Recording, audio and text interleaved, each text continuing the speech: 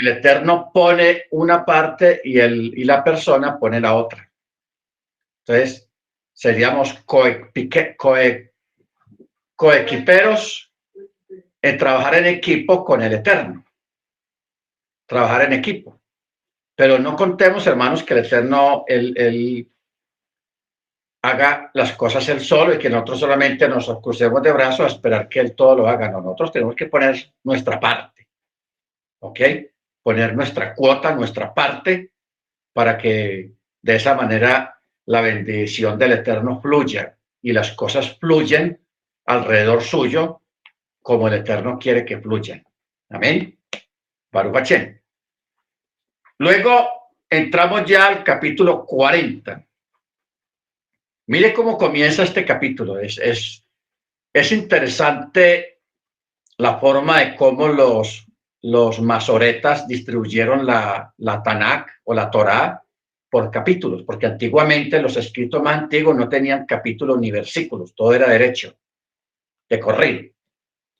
Pero ellos inteligentemente escudriñaron bien todos los textos, los libros, los rollos, los escudriñaron concienzudamente y ellos se dieron cuenta que había unas partes donde había un encabezamiento. Por eso, mire cómo arranca el capítulo 40. Si nosotros miráramos cómo comienza el capítulo 39, ahí hay un arranque también, como un cabeza de serie. Capítulo 39, 1 dice, y Joseph había descendido a Misraim. Si miramos el capítulo, cuando comienza esta parashá, capítulo 37, dice, y Jacob se asentó en tierra de las peregrinaciones de su padre. Vayeshev se asentó. Luego el otro capítulo comienza también de esa manera, y mire este. 41 dice, y después de estos hechos, Vayehia Hadbarim, Haalech, después de estos hechos, sucedió. Ahora, ¿cuáles fueron los hechos? No olvidemos que ya Joseph aquí ya lleva varios años en la cárcel. Lleva ya varios años ahí en la cárcel, como administrador de la cárcel. Está bueno. Pero también como el evento de Joseph con la mujer de Potifar. Tengamos en cuenta que Potifar es una persona muy importante en Egipto, forma parte de los asuntos del palacio del gobierno egipcio. Entonces, cualquier noticia que tenga que ver con los más altos dignatarios, pues es noticia en todo el país. ¿Cuáles fueron los hechos? Que la gente chismosa, los comentaristas, había causado que este justo, o sea, Joseph, fuera un tema habitual de conversación y que la gente hablara mal de él. ¿Ok? Hablar mal de él. Nosotros sabemos que él es inocente, pero como no hubo un juicio y como está la palabra de la esposa de Potifar contra la palabra de Joseph, que es un esclavo, pues Joseph humanamente pierde el año ahí. Entonces, lo de él, esta situación se convirtió en una comidilla, en un conversadero, en un asunto de noticias, en los lavaderos, en las cantinas, en la calle. Todo el mundo hablaba del esclavo ese que trató de abusar de la esposa del señor dignatario Potifar. ¿Ok? Por eso es que el texto dice, después de estos hechos, los eventos y las comidillas, la gente hablando, Bendito sea el nombre del Eterno. O sea, cuando dice, y después de estos hechos, es porque la gente ya se cansó de hablar de lo mismo. ¿Ok? Entonces dice, sucedió que el copero del rey, el que está a cargo de las bebidas del rey de Egipto, y el panadero cometieron una falta contra su señor, el rey de Misraim. Ustedes ven, cuando usted va leyendo el texto o el relato bíblico, pues usted ve que ahí no dice qué falta fue la que cometieron, simplemente dice que cometieron una falta. Pero cuando se va al texto hebreo, el texto hebreo sí da a entender cuál fue la falta. ¿Cuál fue la falta del copero? El copero le ocurrió fue que el rey estaba acostumbrado a tomar algo después del baño. A tomar algo, puede ser una aromática, lo que haya sido. Y en la copa de esa bebida había una mosca. Una mosca. Entonces el rey, claro, imagínate al rey y que le lleven ahí en la bebida una mosca ahí ya flotando. Eso encendió la ira del rey y lo mandó a la cárcel. Mire que no lo mandó a matar, solamente lo mandó a encarcelar por descuidado y por irresponsable. Y el otro, el panadero, lo que le ocurrió fue que en uno de los panes, alguien de los que preparaban la masa, entre un pan se fue una piedra pequeña. Entonces, claro, usted cuando muerde el pan y lo mastica, usted mastica normalmente sin tener ningún temor de que todo está blandito, pero si hay una piedra así pequeña, eso pues le puede quebrar un diente a una persona porque pega el mordisco. Entonces, eso le pasó al panadero. Una piedra se fue en un pan, en alguna comida del rey, y eso enfureció también al rey y lo mandó a la cárcel, al panadero y al copero. ¿Ok? Ahora, cuando entramos en la parte de Sod, los que, no sé si el hermano Ángel, la hermana Zenia, sí, la hermana Cecilia, no sé si han estado o entienden algo de lo que es el Pardés. El Pardés son los niveles que el Eterno creó para la interpretación de la Torá. Pardés, PRDS, los 4 niveles. Que la palabra Pardés es un acróstico de la P,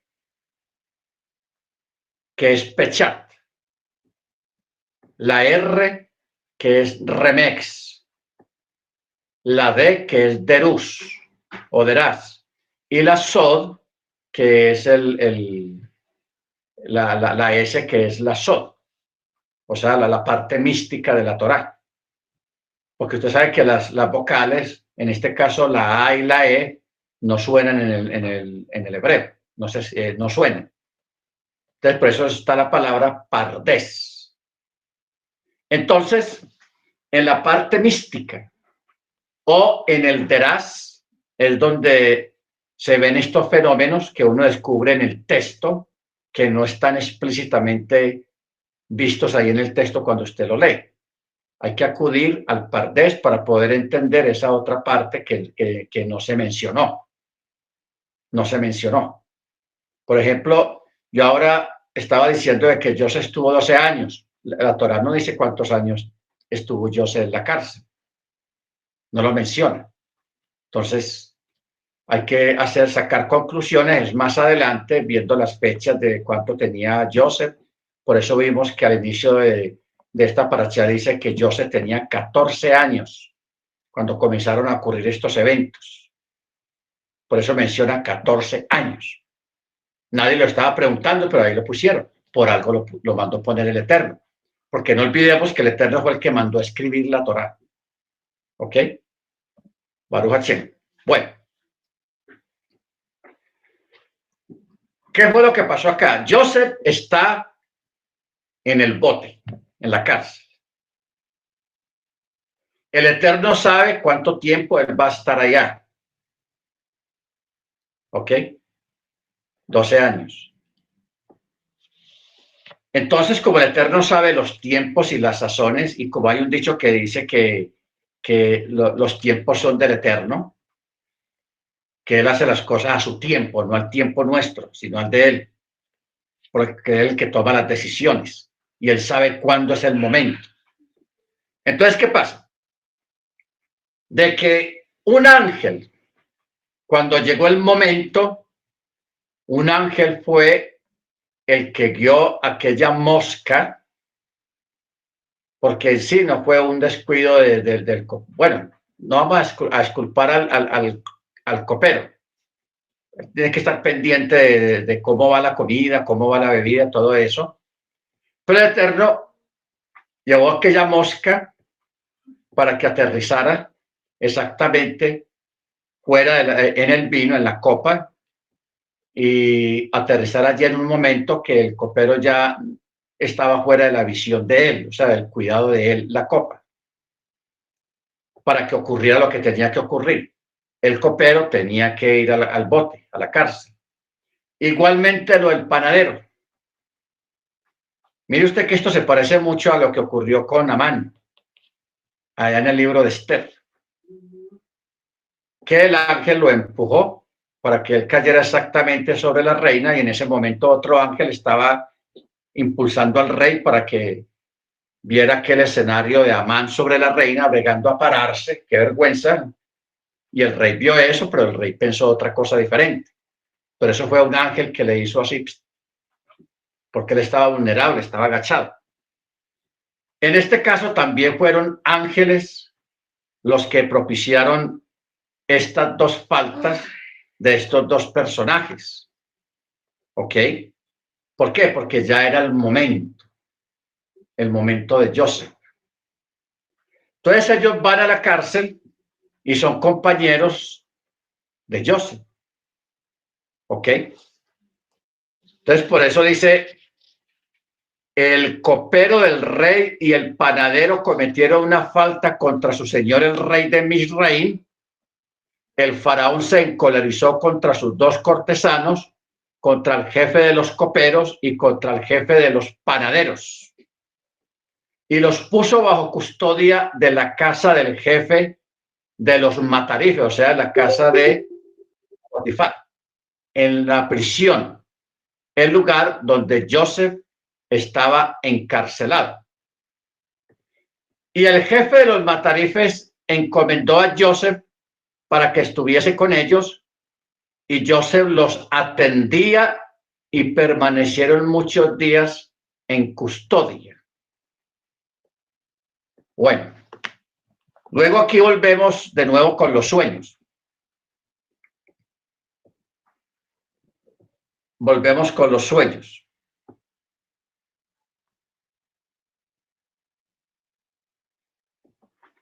Dice, ambos soñaron. ¿Quiénes? El copero y el panadero. Tuvieron un sueño. Cada uno tuvo su sueño en la misma noche y cada uno conforme a la interpretación de su sueño. El copero y el panadero del rey de Misraim, que estaban encarcelados en la prisión. Ok. Aquí nos estamos dando cuenta que aquí hay algo raro en el relato. ¿Dónde? Cuando dice, cada uno tuvo su sueño en la misma noche, cada uno conforme a la interpretación de su sueño. ¿Ok? ¿Qué es lo que quiere decir esto? Que cada uno conforme a la interpretación de su sueño. El copero y el panadero del rey de Misraim, que estaban encarcelados en la prisión. Ahora, es decir, cada uno soñó un sueño semejante a la interpretación que más tarde se le daría a ellos. Al otro día, Joseph vino a ellos en la mañana y los vio. Y aquí que estaban apesadumbrados porque no entendían lo del sueño. Preguntó a los cortesanos del faraón que estaban con él en la custodia de la casa de su señor, diciendo: ¿por qué sus rostros están decaídos hoy? Y ellos le dijeron: hemos soñado un sueño, pero no hay quien lo interprete. No hay quien lo interprete. Entonces Joseph les dijo: ¿acaso no pertenecen a Elohim las interpretaciones? Cuéntenme, díganme qué soñaron. Entonces el jefe de los coperos relató su sueño a Joseph y le dijo: en mi sueño había una vid frente a mí, y en la vid había 3 sarmientos, y parecía florecer. Su brote creció y maduraron sus racimos en uvas. Y la copa del faraón estaba en mi mano, y yo tomaba las uvas y las exprimía en la copa del faraón, y ponía la copa en la palma del faraón. Yo creo que caigamos en cuenta o miremos un detalle que hay acá en este sueño, cuando él dice: en la vid había 3 sarmientos y parecía florecer. La palabra clave aquí es parecía florecer. ¿Ok? Es la palabra clave. Bueno, en el verso 12, Joseph le dijo al copero: esta es la interpretación. Los 3 sarmientos son 3 días. Dentro de 3 días el faraón alzará tu cabeza y te restituirá a tu puesto, y pondrás la copa del faraón en su mano, como era la norma cuando era su copero. O sea, él iba a ser restituido. Por la palabra clave es parecía florecer. ¿Ok? Ahora, entonces, si me recuerdas cuando te vaya bien y por favor haces bondad conmigo y me mencionas ante el faraón, podrás sacarme de esta casa. O sea, Joseph está haciendo lo que hacen todos los presos cuando va a salir otro. Hermano, acuérdese de mí, hombre, no me olvide, los que quedan allá. No me olvide. Y el que va a salir dice: ah, sí, no, tranquilo, yo me acuerdo. Pero la mayoría de las veces la gente se olvida de sus excompañeros de prisión. ¿Ok? Ahora, esto que Joseph está haciendo acá, hermanos, es un error.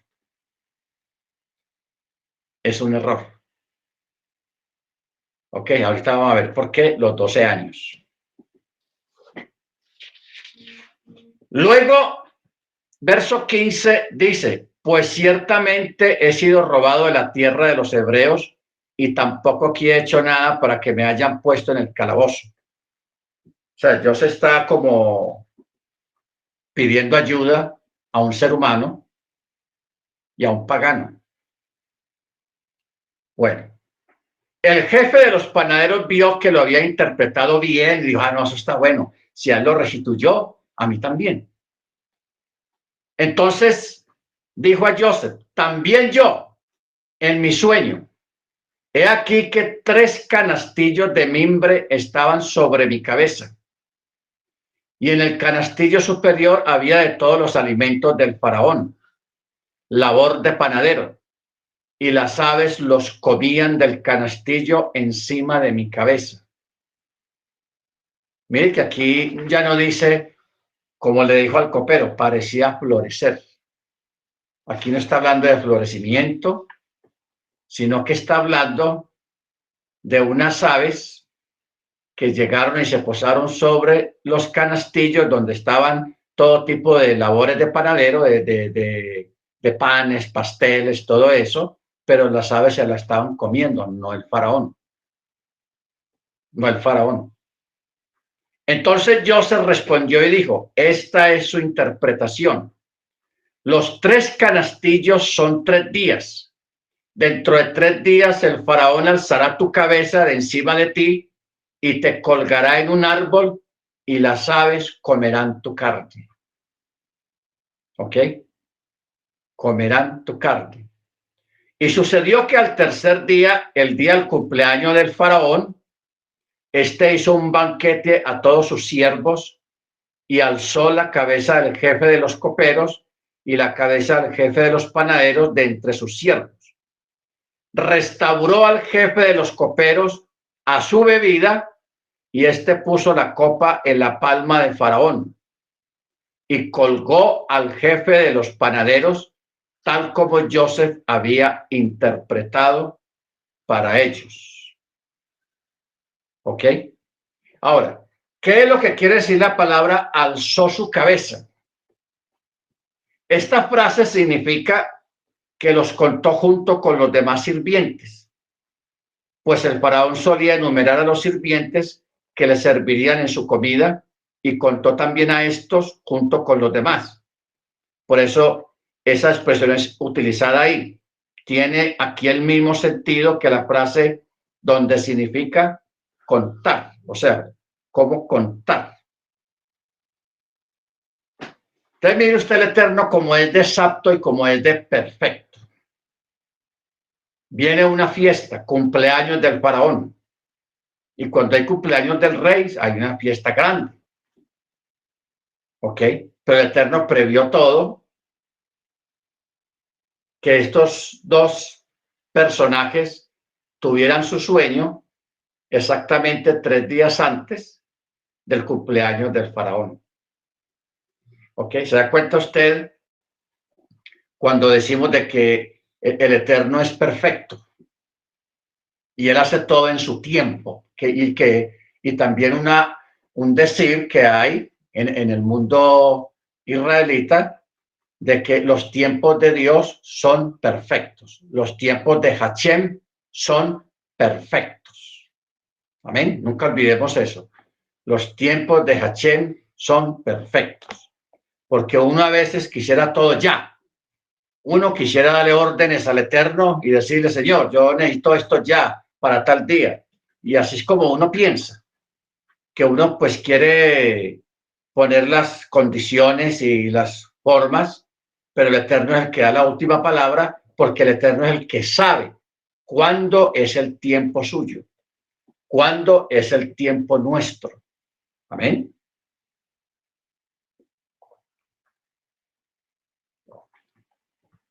Bendito sea su nombre. Ahora, los que hemos estado ya en el estudio de los sueños, porque aquí tenemos un estudio, lo hemos dado ya como 3 veces, de hace 3, 4 años que estamos en estas clases, hemos dado como 3 veces el estudio de los sueños. Mihalmot, Ahalomot, la interpretación de los sueños. Y se llegó a la conclusión de que la esencia del sueño o de la interpretación de los sueños está en la forma como se interprete un sueño. ¿Ok? Y de que uno puede, el intérprete, aunque un sueño diga que una persona se cayó de un barranco y se fue abajo, y que la persona haya soñado de que se mató, un ejemplo. El intérprete, el que interpreta el sueño, puede revertir ese escenario. ¿Ok? Puede revertir el escenario de que la persona no se cayó, sino que cayó una vez. Un ejemplo, que el intérprete diga, tú soñaste que te caías abajo y todo se apagó, como que hubieras muerto.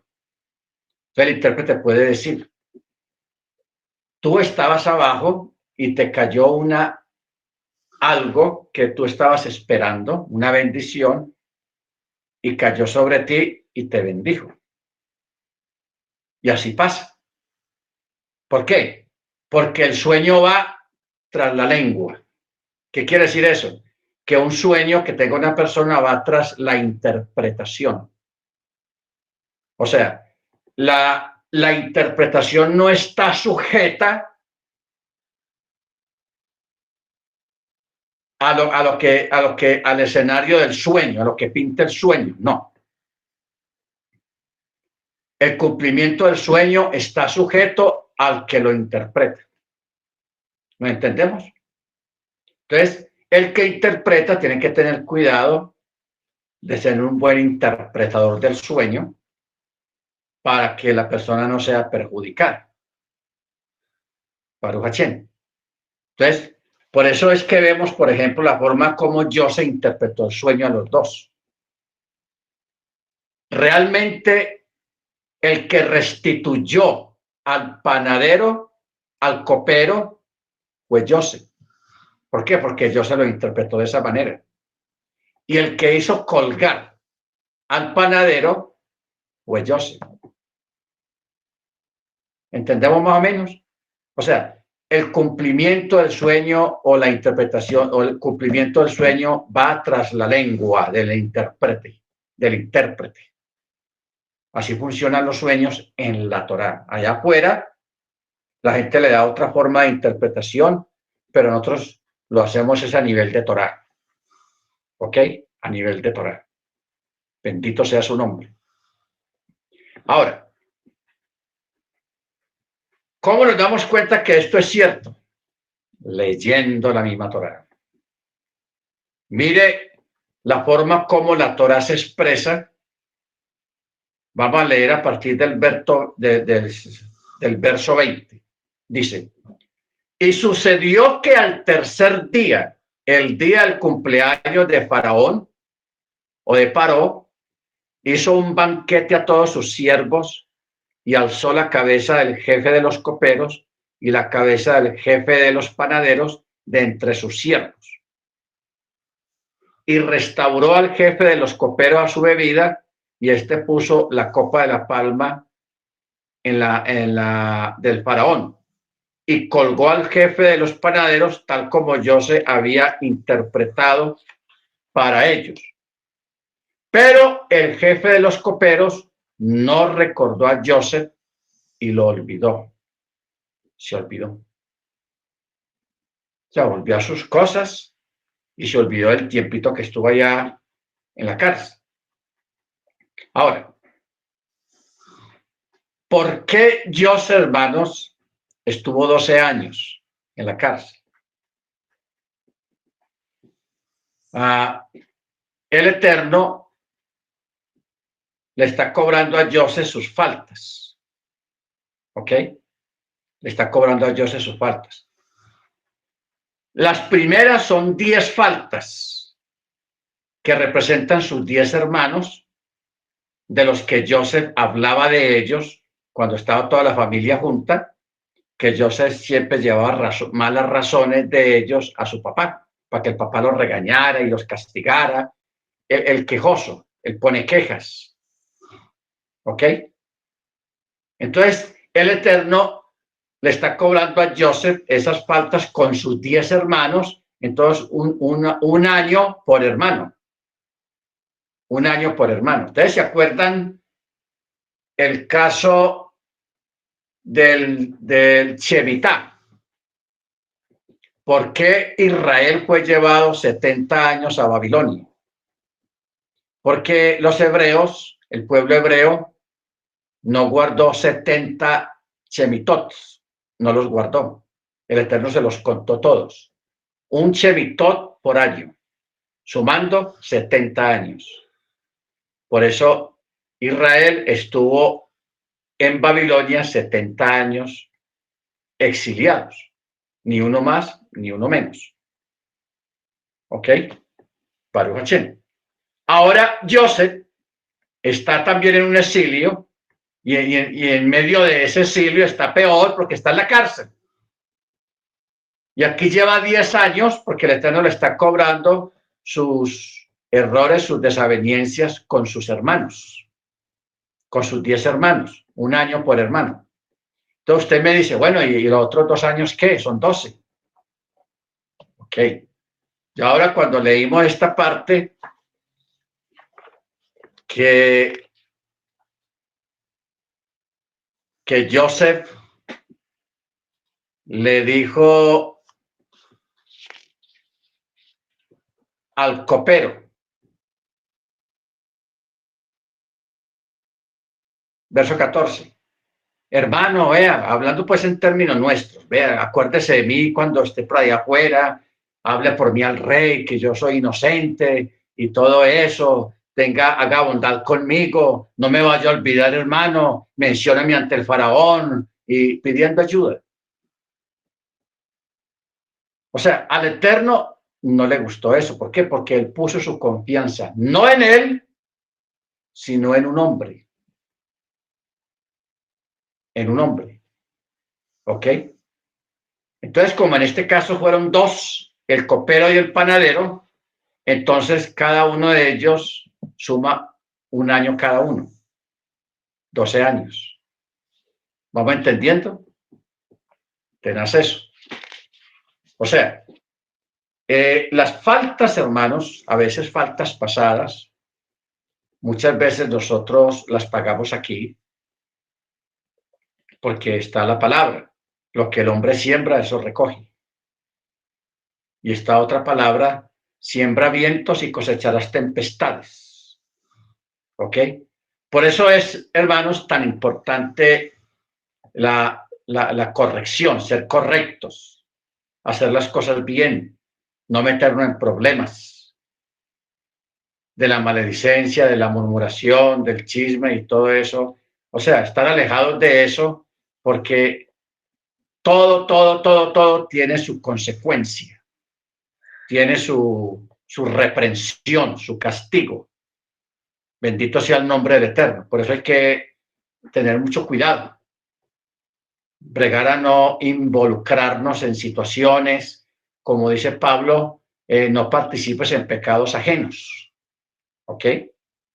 ¿Qué es lo que quiere decir eso de no participar en pecados ajenos? De no meterse uno a opinar, ni a decir nada, sino es esencialmente lo que manda la Torá, pero no involucrarnos en una situación ajena en la cual prácticamente salimos involucrados y salimos pagando también de cosas que no eran de nosotros, sino de otra persona. ¿Ok? Baruch Hashem. Entonces, por eso, Joseph está 12 años en prisión, 10 por su maledicencia y por estar hablando mal de sus hermanos con Jacob. 10 hermanos, 10 años. ¿Ok? Luego, lo otro fue por ponerse a confiar en personas que realmente, como dice la escritura, maldito el hombre que confía en el hombre. ¿Ok? En ese momento Joseph está poniendo su confianza en un hombre y un pagano que no tiene ni siquiera temor al cielo. ¿Ok? Baruch Hashem. Muy bien. Capítulo 41. Y sucedió que al término de 2 años, después de la restitución del panadero y del copero y la horcada del panadero, pasan 2 años. 2 años más. O sea, el tiempo del panadero, cuando ocurre ese evento, van 10 años. Faltan los 2 años del panadero y 1 año del panadero y 1 año del copero. Cuando se cumple en los 2 años más, ya el que tiene un sueño es Paró, el faraón. Ya es el faraón el que tiene un sueño. Dice que él estaba parado junto a un río. Claro, yo estoy diciendo mal, porque el texto dice junto al río. O sea, está dando a entender un río en específico. Porque si dijera junto a un río, puede ser cualquier río de tantos. Pero aquí dice junto al río. ¿Ok? O sea, mira lo que dicen los sabios. Todos los demás ríos mencionados en la Torá no son denominados Yeor, sino solamente el Nilo, ya que toda la tierra de Misraín está formada por canales de agua construidos por el hombre y el Nilo desemboca en ellos y los abastece. Pues en Misraín no llueve con la misma frecuencia que en otras regiones de la tierra. ¿Ok? Por eso dice junto al río. Se está refiriendo al Nilo. Baruch Hachén. Y dice, y aquí que del río subían 7 vacas de aspecto hermoso y robustas. Robustas. O sea, briot o beriot, como usted lo quiera pronunciar. El adjetivo beriot, que significa sanas. Sanas. Eso es lo que significa la palabra beriot cuando dice robustas en castellano. Dice, robustas de carne que apacentaban en la marisma, o sea, en el valle. Y luego dice, y aquí que llegan otras 7 vacas que subían del río tras las robustas.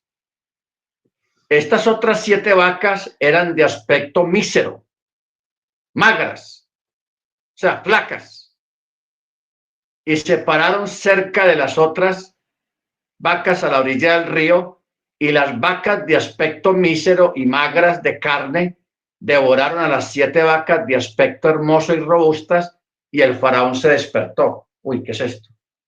Se despertó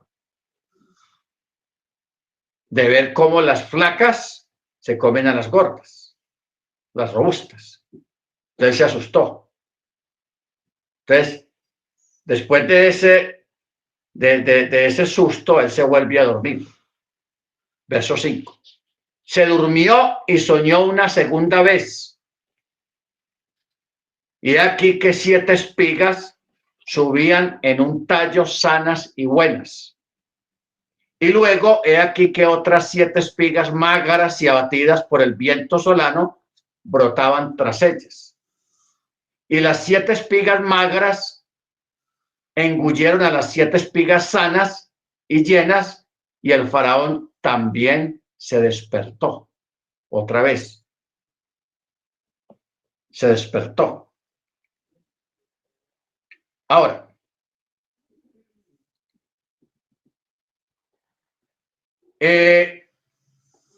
lo que yo no leí acá, hermanos, es en el verso 6 que dice, y aquí que 7 espigas magras y abatidas por el viento solano brotaban tras ellas.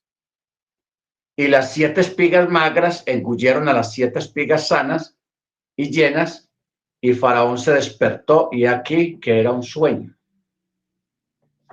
Bueno, aquí menciona un tema que todavía lo tenemos pendiente, que es el tema acerca de los vientos. Cuando usted se acostumbra a leer la escritura, usted se da cuenta que ahí en algunas partes, algunos textos, habla del viento del oriente, el viento solano, el viento del norte, el viento del sur. Entonces uno piensa que esos son vientos normales. No son normales. El viento solano es un viento malo. ¿Ok? En la región mediterránea es frecuentemente asolada por un viento seco y calcinante procedente del este, de la parte desértica, que provoca que la vegetación se marchite y se seque. Este mismo viento es mencionado en Shemot 10:13 y 14:21, como también en Oseas 13:15, que se le llama viento solano. Vamos a leer Éxodo 10. Éxodo 10, 13. Mire cómo dice. Y extendió Moisés su vara sobre la tierra de Egipto, y se posó en todo el territorio de Egipto de manera gravísima. Perdón. Y extendió Moisés su vara sobre la tierra de Egipto, y todo aquel día y toda aquella noche Hachem trajo un viento del oriente. ¿Se da cuenta? El viento solano.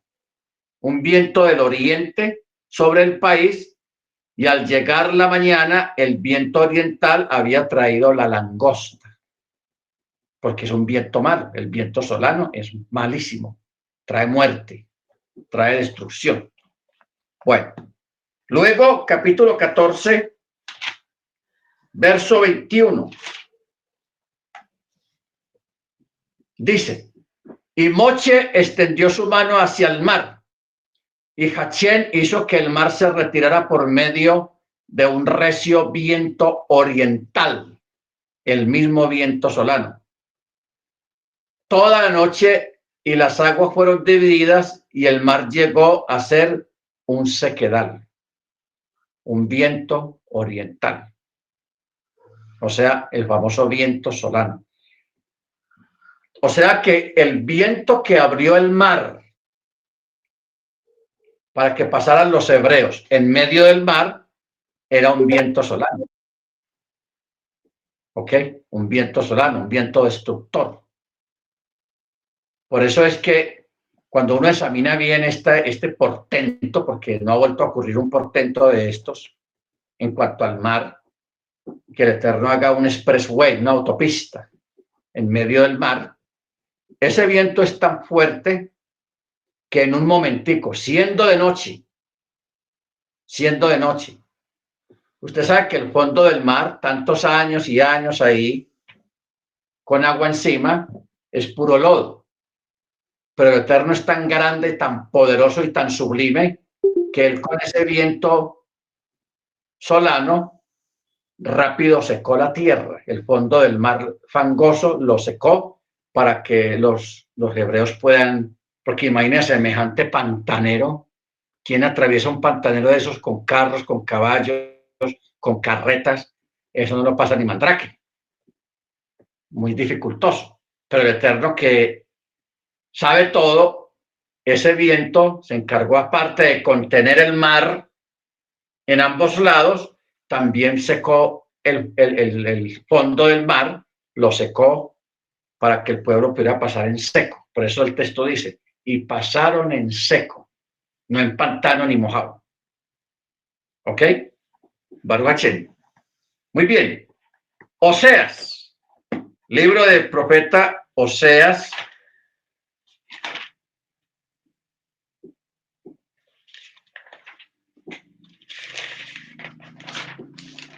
Vamos a mirar Oseas.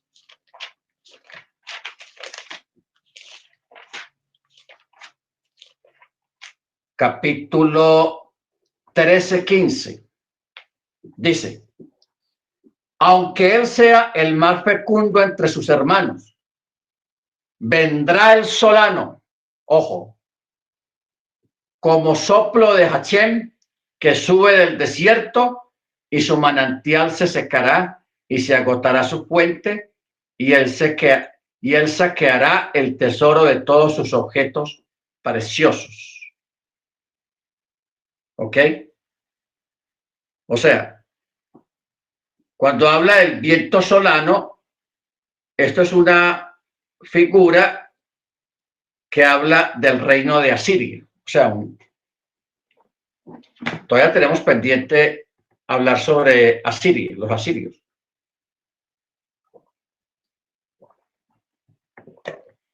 Viento solano, o sea, aquí está dando a entender, porque esto es una profecía en Oseas, que el Eterno va a traer a los asirios, que vendrán como si fuera viento solano y traerían destrucción. Eso es lo que está hablando la profecía. Porque el viento solano es un viento destructor. Entonces volvamos aquí a Bereshit, a Génesis, lo que estamos leyendo. Y vuelvo a leer. Ya con este encabezamiento, con este contexto, podemos leer ya tranquilamente el verso 6. Y he aquí que 7 espigas magras y abatidas por el viento solano brotaban tras ella. O sea, las espigas buenas y sanas. Y las 7 espigas magras engulleron a las 7 espigas sanas y llenas, y el faraón despertó, y aquí un sueño. Ok. De aquí podemos extraer un poco más de cosas, hermanos, y es acerca de las personas negligentes. O sea, las personas negligentes son como el viento solano, no aportan, sino que quitan. No aportan, pero sí quitan. ¿Ok? Entonces, por eso es tan importante lo que Rab Shaul, el apóstol Pablo, él habla acerca de ser de bendición, de procurar ser de bendición cada uno hacia cada uno y no ser una carga, sino una bendición. Entonces, es interesante mirar esto, hermanos, porque las 7 vacas flacas y las 7 espigas magras representan a esos creyentes, a esas personas que se convierten en una carga porque no aportan, más bien restan, más bien quitan, ¿ok? Y traen pobreza y traen tragedia, ¿ok? Por eso es que el mismo Rab Shaul, cuando él visitaba las congregaciones que él mismo había fundado, él primero hablaba con otras congregaciones que él sabía que eran más pudientes y les decía, recojan por favor, una ofrenda especial, una ofrenda de amor, para que cuando yo vaya a tal congregación en tal ciudad o en tal país, yo no sea una carga para ellos, sino que yo me pueda sostener independientemente, sin necesidad de ser una carga para ellos y ser un dolor de cabeza para ellos. ¿Ok? Me parece una buena forma de pensar del apóstol, porque él conocía la situación económica de cada congregación, de cada ciudad, y él sabiamente pues organizaba todo también en esta parte, no ser una carga para nadie, para Huachén. Y eso, en parte, nosotros también, hermanos, debemos tener esa mentalidad, esa forma de pensar, no ser una carga, sino al contrario, ser una bendición. ¿Ok? Ser de bendición, ser buenos aportadores. Baruch Hashem. O sea, este sueño de este faraón me parece muy interesante porque se pueden extraer muchas cosas del mismo. ¿Ok? Porque es un fenómeno. Lo más normal es que las gordas, las sanas, se coman a las vacas flacas o de lo que queda de ellas. Pero aquí fue al contrario. Las vacas flacas engulleron a las sanas y siguieron siendo flacas. Porque todo lo que haga un negligente, hermanos, por mucho esfuerzo que le ponga, no produce fruto, no trae bendición. ¿Por qué? Porque el asunto no está en el trabajo o en lo que se esfuerce un negligente, sino en su forma de pensar. En su forma de pensar. ¿Qué hace un negligente? Un negligente lo mandan a barrer una sala, un salón, y si en el salón hay carpeta, ¿qué hace el negligente? Para no tener pasar el trabajo de recoger el polvo, la basura que recoja, él coge y levanta la carpeta y mete la basura debajo de la carpeta, y como la basura queda debajo de la carpeta, nadie la ve. Y cualquiera puede decir, oh, esto quedó muy bueno, mira, quedó limpio. Pero no, el polvo está ahí. O sea, no hay un beneficio. No hay algo bien hecho que digamos que sea así, que esté bien hecho. ¿Ok? O sea, un negligente, hermanos, trae pérdidas y realmente no se beneficia ni se benefician los demás de lo poco o lo mucho que haga un negligente. Porque el asunto a veces no está en lo que haga, sino en la forma de pensar. En la forma de pensar, porque hay formas de pensar que sin necesidad de actuar ya son negligentes y no traen bendición, no aportan, no producen, no traen bendición, no son un apoyo, sino que se convierten en una carga tenaz. Por eso ustedes saben que hay un dicho de que usted puede ayudar a una persona que no tiene trabajo o que es muy pobre. Usted puede estar toda su vida alimentando a esa persona, toda su vida, y ahí se va a quedar anclado en esa situación. Entonces, la clave no está en alimentar a esa persona tanto tiempo, sino más bien invertir recursos en enseñarle a esa persona a producir. ¿Ok? Enseñarle a producir. Entonces, al enseñarle a producir, ya va a llegar un momento en que usted no va a necesitar, no va a tener necesidad de ayudarle más. ¿Por qué? Porque la persona cogió impulso. Pero si alimentamos la negligencia, ojo con esto, si nosotros seguimos alimentando la negligencia, la mentalidad negligente de esa persona, ahí vamos a estar, hermanos, toda la vida sosteniendo a esa persona. ¿Ok? Y no creo, el acto no es malo, es bueno, porque no es malo lo que se está haciendo, pero se está haciendo mal. Se está haciendo mal.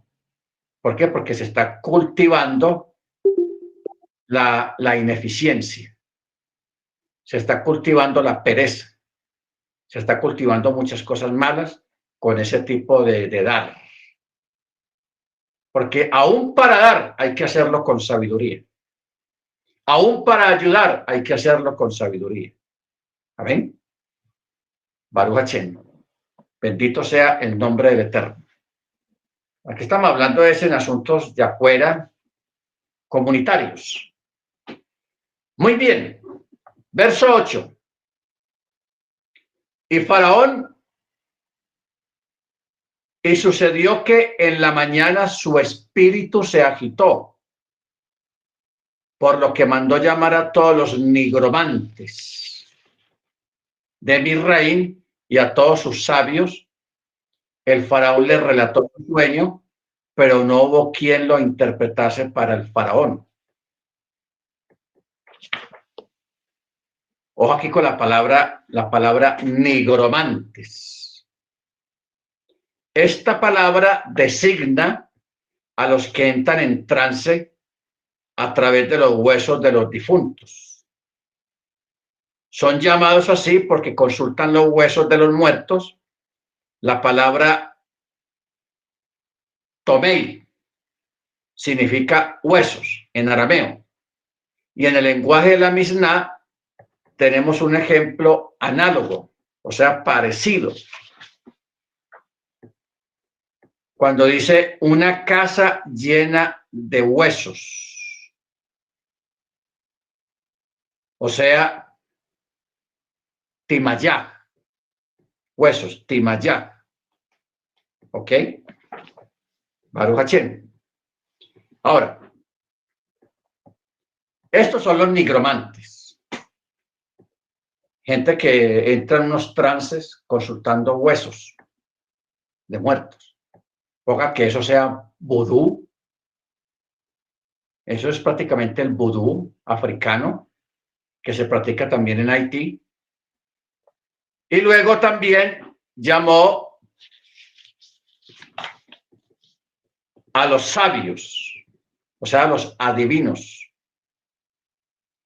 Y Faraón le relató su sueño, pero no hubo quien lo interpretase para el Faraón. ¿Qué es lo que quiere decir esto? Que ellos sí daban interpretaciones, pero no convencían a Faraón. No lo convencían. No convencían. ¿Por qué? Porque ellos por agradar y quedar bien con el Faraón, todo lo decían, interpretaban sueños a favor del Faraón. Por ejemplo, en la Misná dice que uno de esos nigromantes dijo de que el sueño significa que él iba a tener 7 hijas, pero que esas 7 hijas iban a morir. Faraón dijo, no me convencen. O sea, ellos trajeron muchas interpretaciones. Por eso dice el texto, pero no hubo quien los interpretase para el Faraón. Quiere decir de que no podían hacerlo de una forma satisfactoria para el Faraón, pues las palabras de ellos no entraban en los oídos del Faraón porque les parecían erróneas. Y él no se sentía satisfecho con las interpretaciones, pues le decían interpretaciones como tendrás 7 hijas, 7 hijas enterrarás, en fin, cada uno le llenaron de cuentos ahí al Faraón, pero el Faraón en su espíritu, él sentía que esas interpretaciones no eran buenas, algo le faltaba, ¿ok? Algo le faltaba a esas interpretaciones. Bendito el Eterno. Entonces, estando en esto,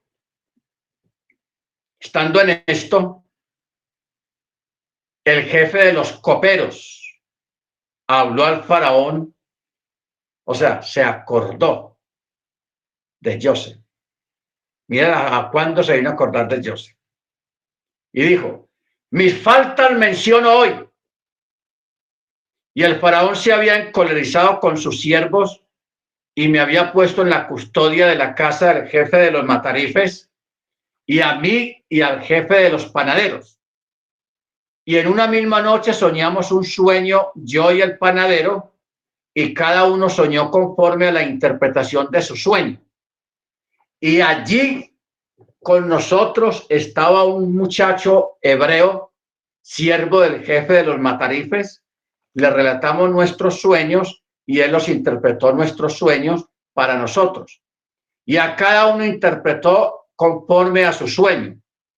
Y sucedió que así como él había interpretado para nosotros, así ocurrió. Entonces mire la expresión, lo que dijimos ahora de que los sueños van tras la lengua del que interpreta. Mire cómo está la expresión aquí, hermanos, que esto es muy importante. Dice, y así ocurrió. A mí me restituyó a mi puesto y al panadero lo colgó. ¿Ok? Ojo con esto. A mí me restituyó. ¿Quién lo restituyó? Joseph.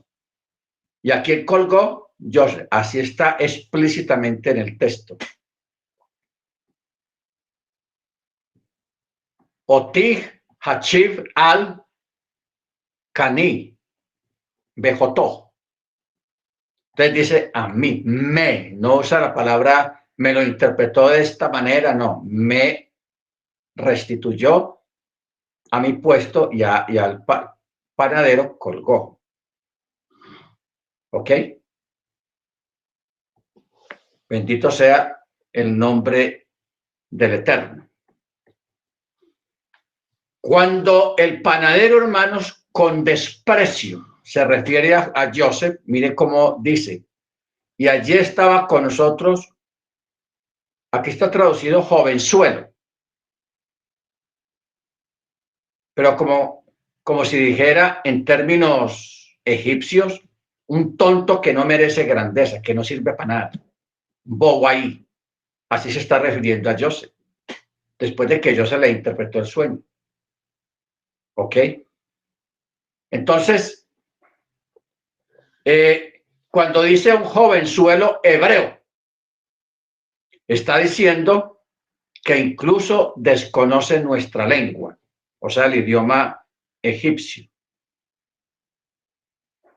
O sea, esto constituiría tal menosprecio de parte del copero de la supuesta estupidez mental de Joseph, siendo que había llegado a Misraín a la edad de 17 años y a la edad de 30 años se asume que ya debía de poseer un excelente conocimiento de la lengua y de la cultura egipcia.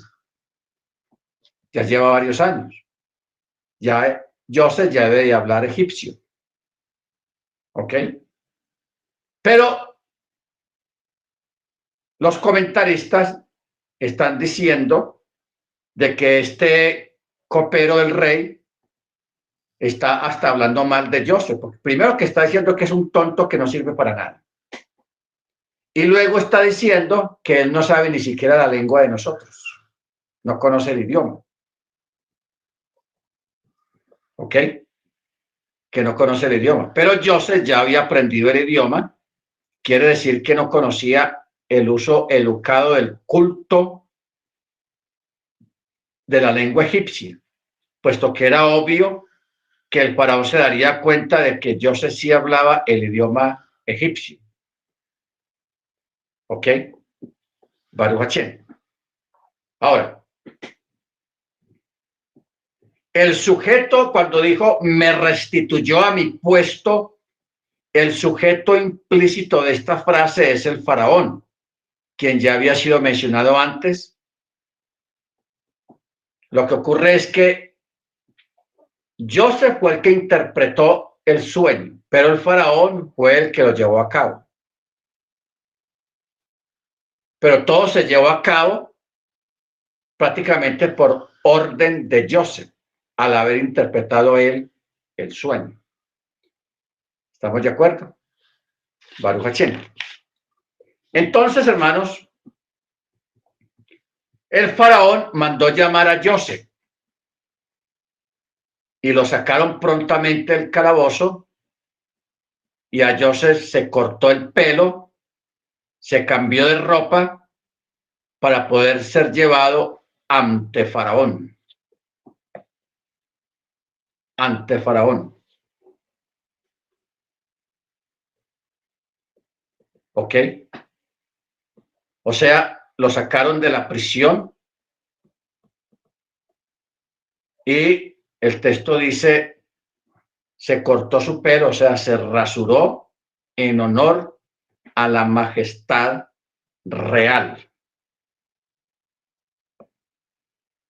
O sea, Joseph se rasuró porque usted sabe que los hebreos se dejan crecer la barba, pero como Joseph sabía que lo iban a presentar ante el rey, y en egipcio no es costumbre dejarse crecer la barba.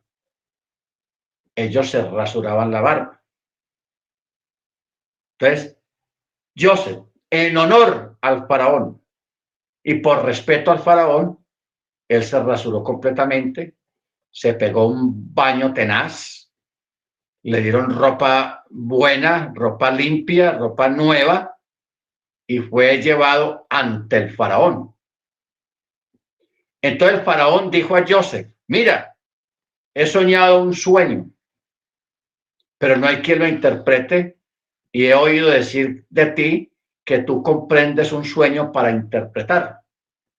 Y Joseph respondió a Faraón diciendo, no procede de mí, Elohim será quien responda sobre el bienestar del Faraón.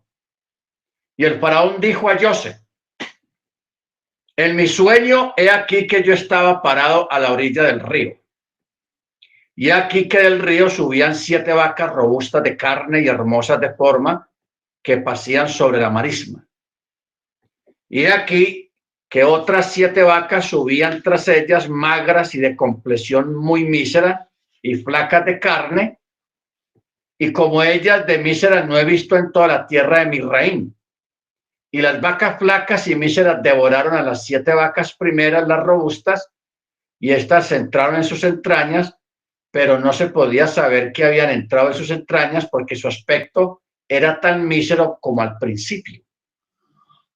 Entonces me desperté. Luego vi en mi sueño 7 espigas, que 7 espigas subían de una caña buenas y llenas. Y aquí que las 7 espigas marchitas, delgadas y abatidas por el viento solano, brotaban tras ellas. Y las espigas delgadas engulleron a las 7 espigas buenas. Dije esto a los nigromantes, pero no hubo quien me lo explicara. Y Joseph dijo al faraón, el sueño del faraón uno solo es. Lo que Hachem va a hacer lo anunció al faraón. Las 7 vacas buenas son 7 años y las 7 espigas buenas son 7 años. Es un solo sueño. Y las 7 vacas flacas y míseras que subían tras ellas son 7 años, así como las 7 espigas marchitas abatidas por el viento solano. Serán 7 años de hambruna. Este es el asunto que hablé al faraón. Lo que Hachem va a hacer lo ha mostrado al faraón. He aquí que se avecinan 7 años y habrá gran abundancia de toda la tierra de Misraim. Pero se levantarán luego 7 años de hambruna después de estos primeros 7 años y será olvidada la abundancia de la tierra en Misraim, o sea, los primeros 7 años. Y el hambre consumirá la tierra. Y no será conocida la abundancia en la tierra ante esta hambre siguiente, pues será muy grave. Y en cuanto a la repetición del sueño al faraón 2 veces, es porque el asunto ya ha sido dispuesto por Hachem y Hachem se apresura a realizarlo. Ahora, busque faraón, un hombre entendido y sabio, y nómbrelo sobre la tierra de Misraim, que el faraón actúe y comisione supervisores sobre la tierra, aprovisione a la tierra de Misraim durante los 7 años de abundancia, que reúnan todo el alimento de los buenos años que se avecinan y junten el grano bajo la mano del faraón para alimento de las ciudades y lo guarden. Y el alimento será reserva para la tierra, para los 7 años de hambre que habrá en la tierra de Misraim, para que la tierra no perezca a causa del hambre. Ok. Aquí tenemos, hermanos, una gran interpretación a un gran sueño. Ustedes saben que si yo les pregunto a ustedes, los que estamos acá, ¿cuántos se acuerdan que soñaron esta mañana? La mayoría no nos acordamos. Yo al menos no me acuerdo en este momento qué fue lo que yo soñé esta mañana. Si alguno de ustedes se acuerda qué soñó esta mañana, es porque el sueño es importante. La mayoría de los sueños de los que uno se acuerda es porque tienen un mensaje de ese sueño. ¿Ok? Baruch Hashem. Pero la gran mayoría tenemos alguna noción y tratamos de recordarlo, pero no nos acordamos. La mayoría de los sueños son así, sean buenos, sean malos. Pero los sueños importantes que tienen un mensaje de parte de Hashem son aquellos de los cuales nos acordamos de esos sueños. Amén.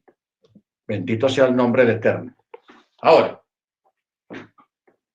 no sé si usted sabía, hermanos, que la banca, o sea, el sistema bancario como lo conocemos hoy en día, que son unos atracadores, rapiñas voraces, que son los bancos.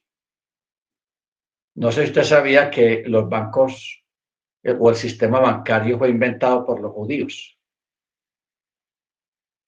Ellos fueron los que crearon este sistema bancario que hoy en día nos azota a todos,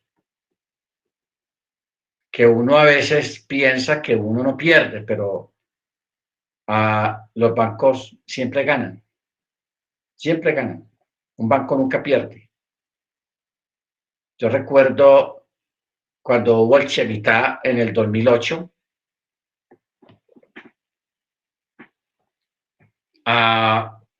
que hubo una crisis económica en los Estados Unidos, que los bancos, el Chase, el Berg, en fin, los grandes bancos se quebraron. Y Obama, una belleza,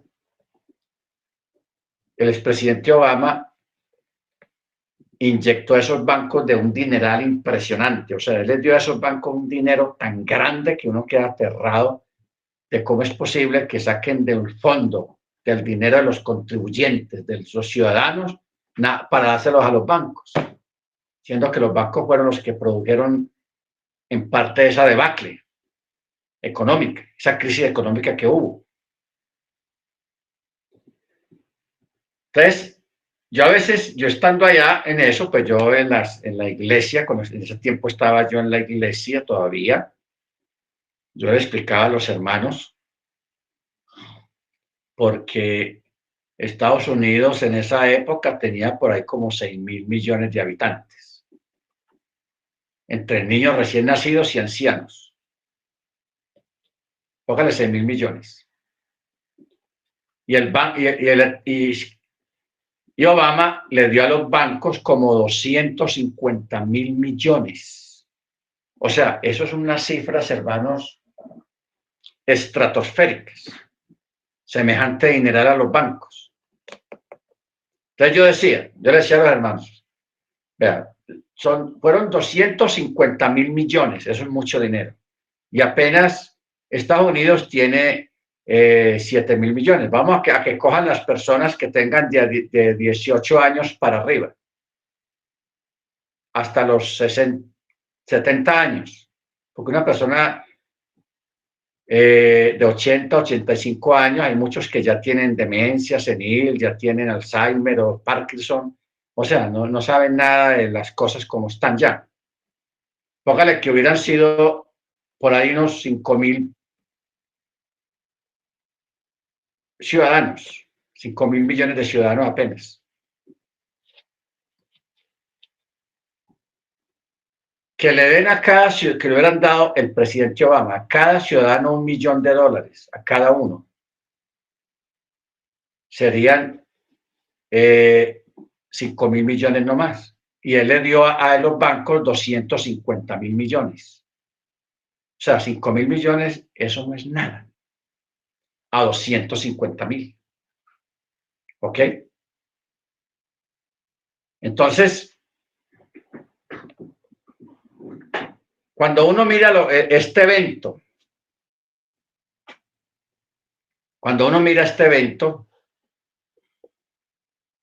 de lo que creó Joseph aquí, o sea, cualquiera que lo mire, que mire esta situación, uno dice, wow, es inteligente el muchachito.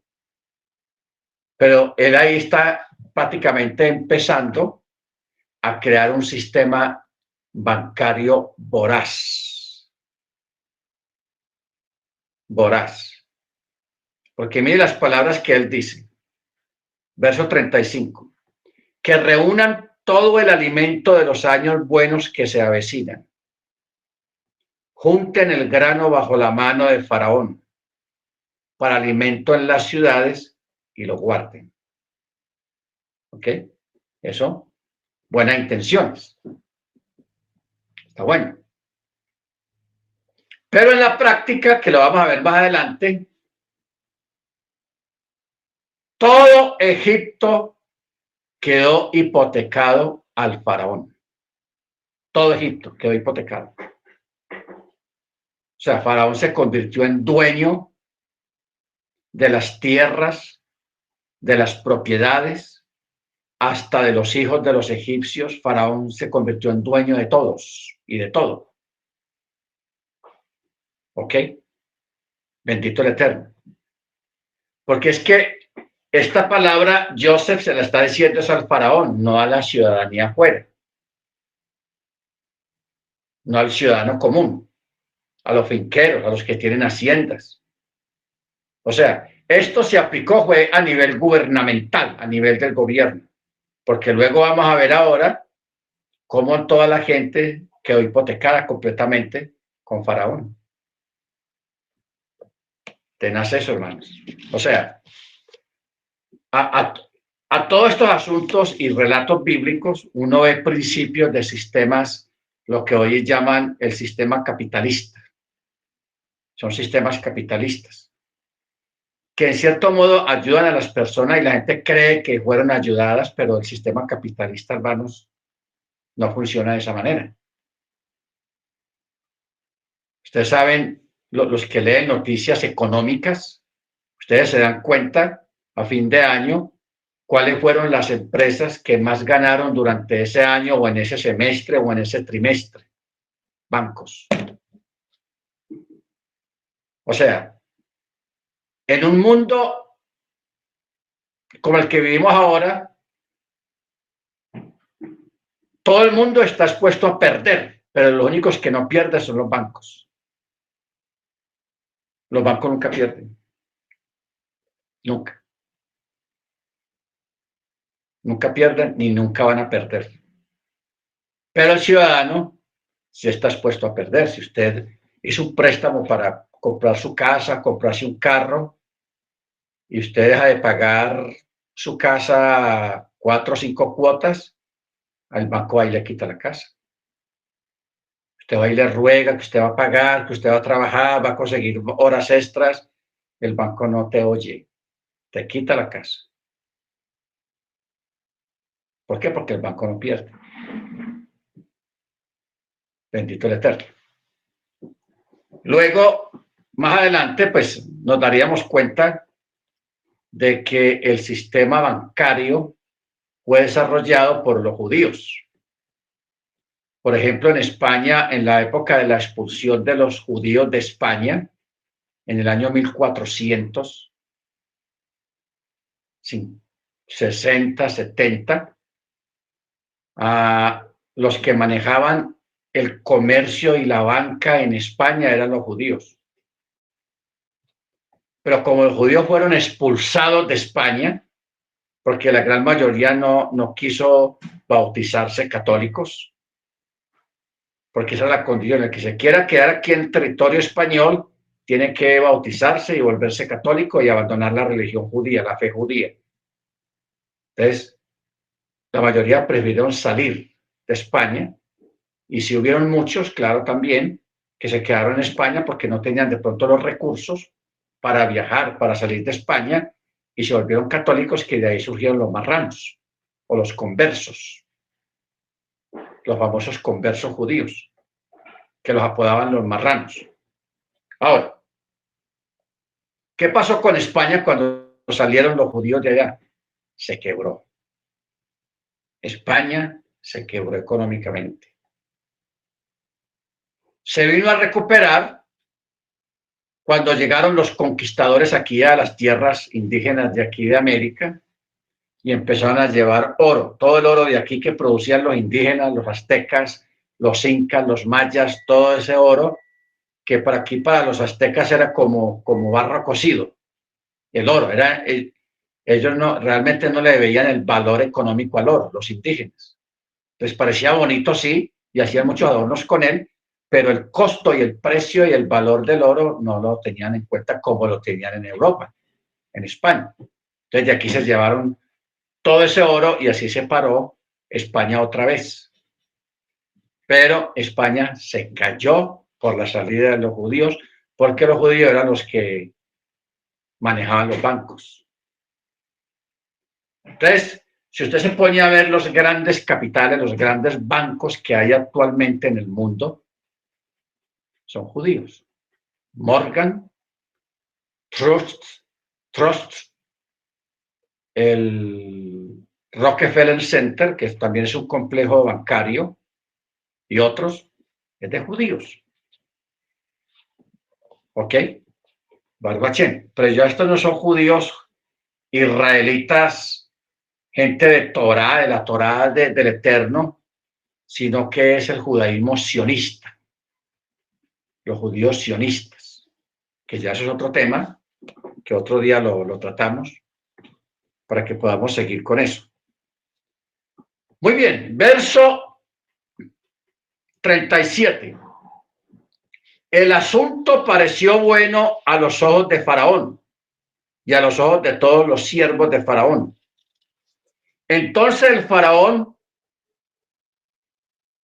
dijo a sus siervos: ¿acaso hallaremos a alguien como este un hombre en quien está el Espíritu de Dios. Entonces el faraón dijo a Joseph, puesto que Hachem te ha hecho saber todo esto, no puede haber entendido o sabio como tú. Tú estarás sobre mi casa y por tu mandato será sustentado todo mi pueblo. Solo en cuanto al trono, seré más grande que tú. Y el faraón dijo a Joseph, mira, te he puesto sobre toda la tierra de Misraim. Y el faraón se quitó la sortija de su mano y la puso en la mano de Joseph y le hizo vestir ropas de lino y puso el collar de oro en su cuello y lo hizo montar en el segundo carruaje que poseía y pregonaron delante de él, ¡Abrej! ¡Abrej! Y lo puso sobre toda la tierra de Misraim. La tierra de Misraim. ¿Qué quiere decir la palabra Abrej o Abrej? Increíble lo que dice. Este es el padre del rey. O sea, Joseph prácticamente se convirtió en el gobernante en Egipto por sobre Faraón. ¿Ok? Porque la palabra Abrej quiere decir inclínense ante el padre del Faraón. Eso es lo que quiere decir esa expresión. Y mire que los traductores la pusieron en el texto castellano tal cual como está en hebreo. Abrej. Ellos no la tradujeron. Abrej. No la tradujeron. ¿Por qué? Por lo importante que es esa palabra. Y para resaltar y caer y acercar en cuenta a un lector de la Torá de qué es lo que está diciendo el texto. Ok. Aquí, hermanos, tenemos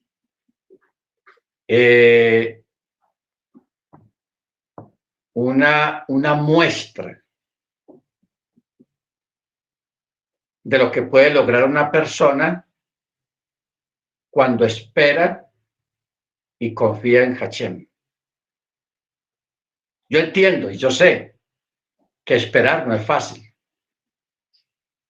porque nosotros somos muy desesperados, lo queremos todo ya, queremos todo rápido, porque así nos acostumbró esta cultura, esta era, este tiempo.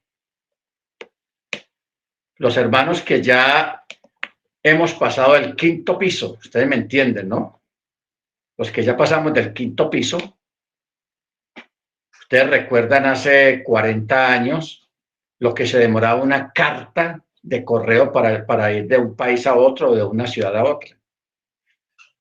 Una carta.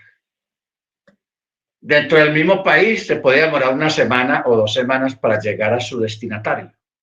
Y de un país a otro, 2 semanas, 3 semanas. Se demoraba una carta. Y hoy en día, hermanos, todo se volvió tan rápido que ya no necesitamos siquiera usar una carta. Solamente con un WhatsAppazo, con un WhatsApp, con un correo electrónico. Eso llega inmediatamente a la persona. Un documento, una razón, un mensaje, eso llega en segundos.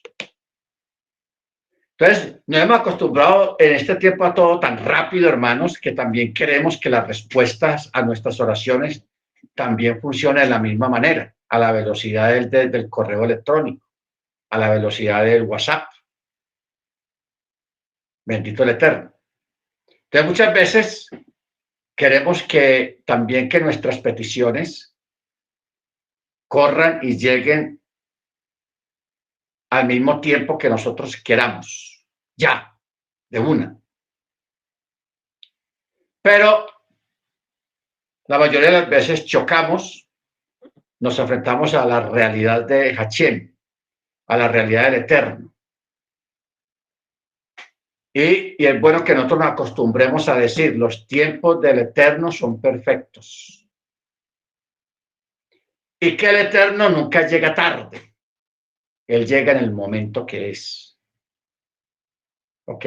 Lo importante es que mientras llega ese momento, mientras llega ese día, nosotros estemos en una calma espera, una espera calmada, aceptando y reconociendo el señorío, el conocimiento, la sapiencia del Eterno, de que Él todo lo sabe. Amén. Y como Él todo lo sabe, Él sabe cuándo es el día, cuándo es el momento en que usted va a recibir la respuesta a su petición. ¿Ok, hermanos? Muy importante tener en cuenta eso para que no nos estrellemos ni choquemos con la voluntad del Eterno.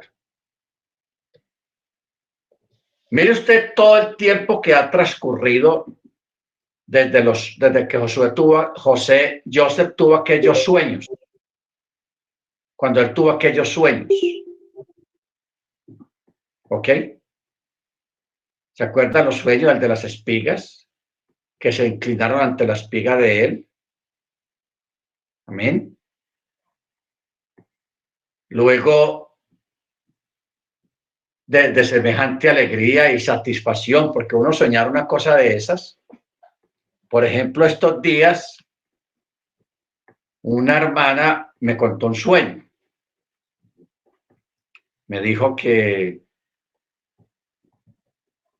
estaba como en un lugar donde había tierra, pues un lugar no de ciudad ni pavimentado, sino que era como monte, en la fuera de la ciudad, y que ella empezó a ver en el piso unos lingotes de oro y que ella los recogía.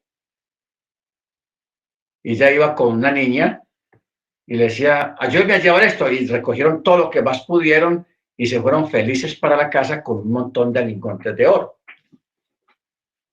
Uno con un sueño de estos, pues uno pasa el día contento porque, lingotes de oro y tanto los que yo pude recoger. No, ahora sí va a cambiar mi vida económicamente. ¿Ok? No vamos a decir que me volví rico, no. Va a cambiar mi vida económicamente. Entonces, eso le pasó a Joseph. Tuvo esos sueños tan buenos de que todas las espigas se inclinaban a la espiga de él. Muy bueno, siendo él el menor, uno de los menores de la casa, de una familia tan grande, y que ocurra un sueño de esos.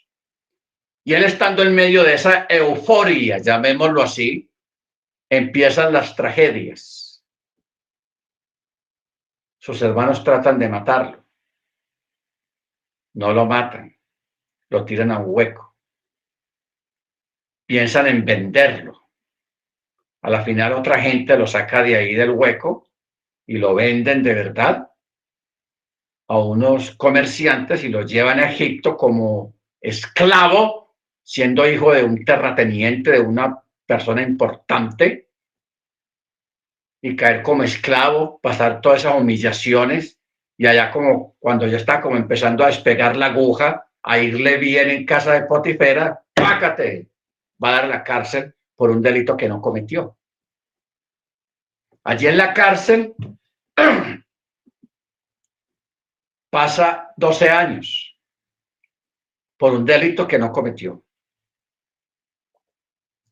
Ya de pronto Joseph se acordaba de aquellos sueños que tanto le satisfacían, pero ya dijo, no, yo aquí en un bote que se va a cumplir un sueño de esos, y lejos de mi casa también, por aquí como un esclavo. O sea, se olvidó completamente de aquellos sueños de gloria.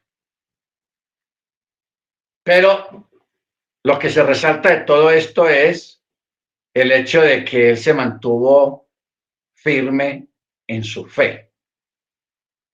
¿Ok? O sea, los problemas, las situaciones no son ajenas a un creyente. Eso no es ajeno para nosotros. Cualquier situación, cualquier problema.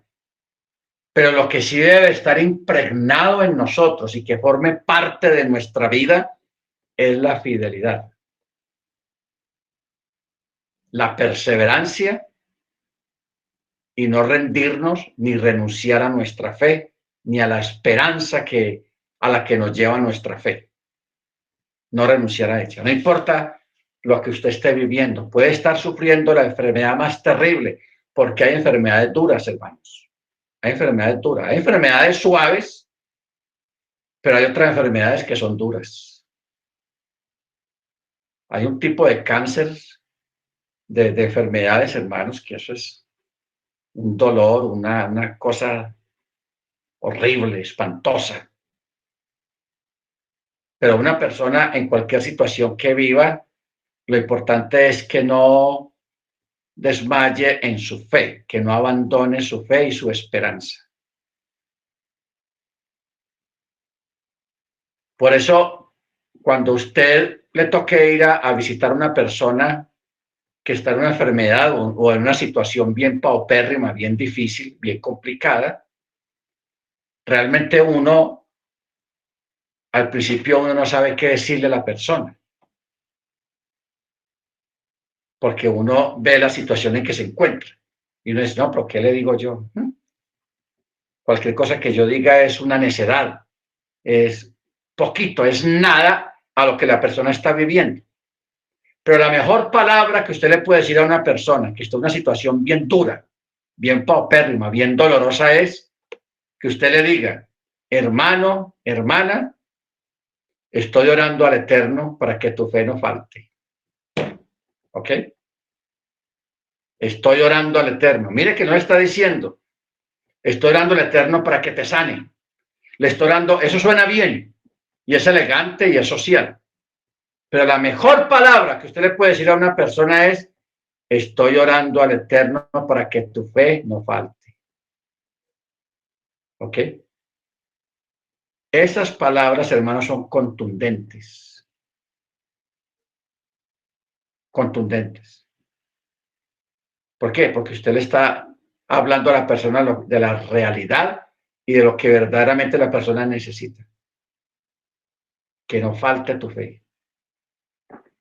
¿A dónde nos lleva eso? Vamos a leer una porción. Habacuc.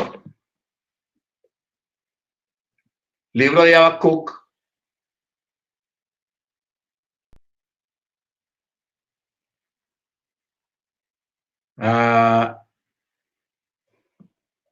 Capítulo 3.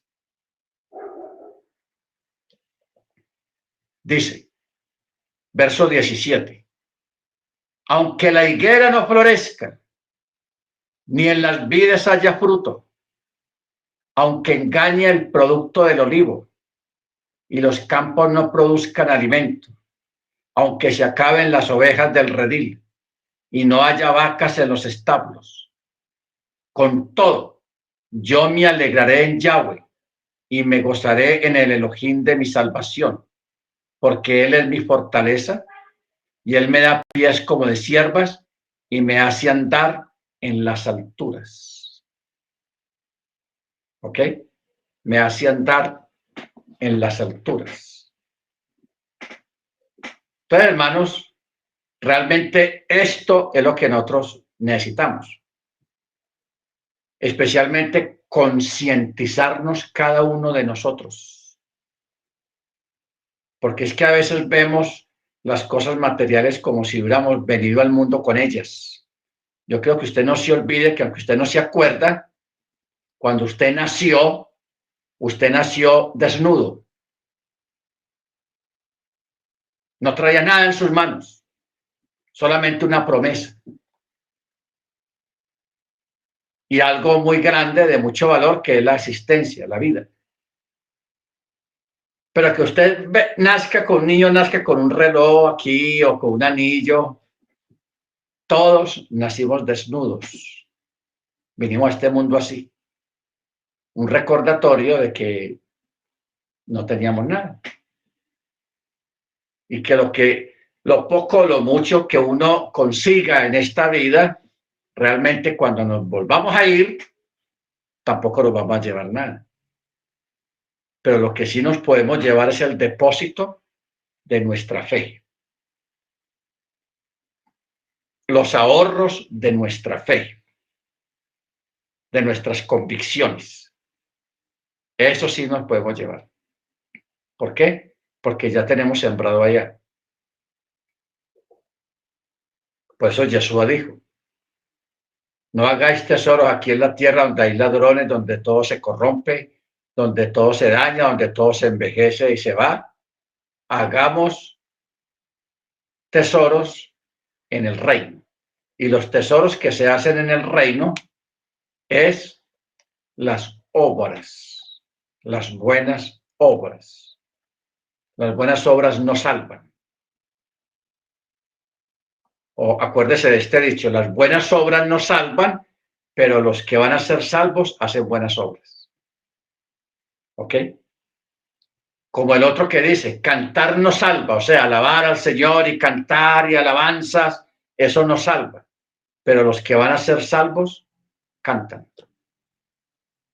¿Ok? Bendito su nombre. Entonces, vamos a parar acá. Parar acá.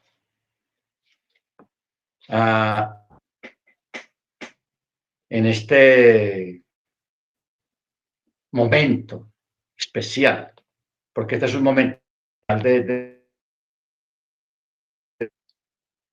un extranjero esclavo que pasó, viene de una cárcel y que de un momento a otro se convierte en el gobernante de Egipto, quien está por sobre el mismo faraón.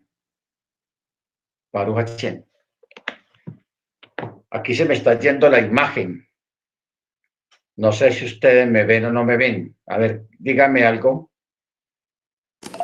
Sí, se fue la imagen suya, pero seguimos escuchando su voz.